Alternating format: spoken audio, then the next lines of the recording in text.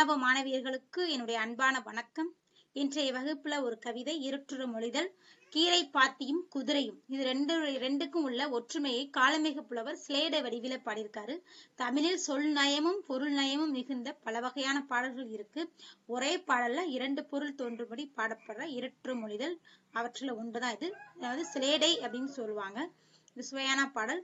கட்டி அடிக்கையால் கால் மாறி பாய்கையால் வெட்டி பறிக்கின்ற மேன்மையால் முட்டப்போய் மாறத் திரும்புகையால் வன்கீரை பாத்தியுடன் ஏற பரியாகுமே. கீரை பாத்தியும் பரி குதிரையும் ரெண்டும் ஒன்று அப்படிங்கறத சொல்றாங்க. கட்டி அடிக்கையில்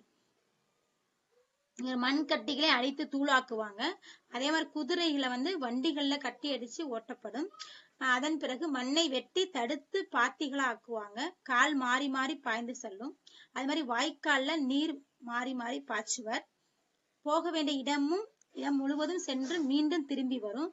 அதே மாதிரி நீர் பாய்ச்சணும்னு நீரோட கடைசி இறுதி வரை போயிட்டு திரும்பும் அப்படிங்கறத சொல்றாங்க.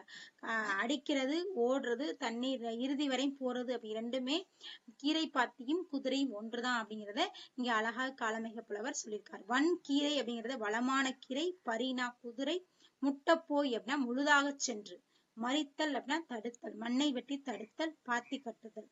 இங்க குதிரை என்ன பண்ண எதிரிகளை தடுத்து தாக்கும்.